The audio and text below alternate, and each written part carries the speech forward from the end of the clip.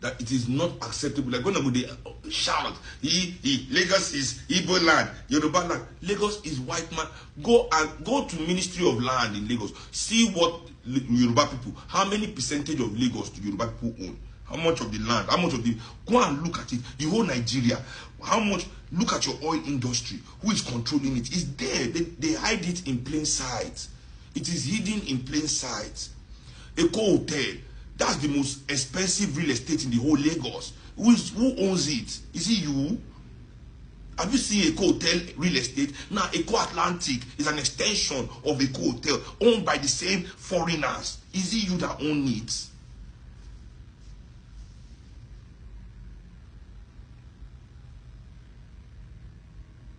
You don't own anything in your country. Look at your the phones you use. MTN is South Africa. I wouldn't be happy if it was white South Africa, black South Africa. But MTN is still white South Africa. It's still the Europeans that are dominating our brothers in South Africa that own it, bring their money that they've stolen from our own brothers there to come and steal our own money again in Nigeria. Airtel, is it from your country? Nine mobile. Now basically we take and pay now. We 80 sellers. Give us dirty slap, carry all our money wrong. Go to your oil business. The upstream where the money of the oil business is. How many of your countrymen operate in the upstream sector?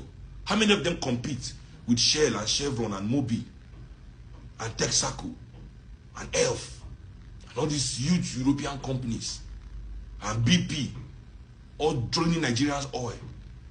All your farming in Nigeria, go and look at it. Who do you think they are farming for? They are farming to export. They are all subsidiaries of European companies. Go to your banks, the banks in Nigeria, all these big banks, this Jimovia, all this thing. Go and look at the shareholders of their bank. How many percentage of those banks do they own? Go and look at it. I know for a fact that Carlyle Group is the majority shareholder in Access Bank. It came out when Access Bank acquired Diamond Bank that the Carlyle Group was angry, and they wrote a letter exposing that they were the majority shareholders. That how dare this company, how can they do the merger without taking permission from them first? Basically, that was what the letter was about. That why would they do the merger without their permission first?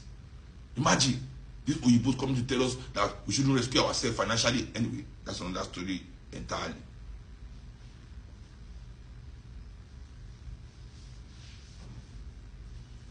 Where is it? What do you own?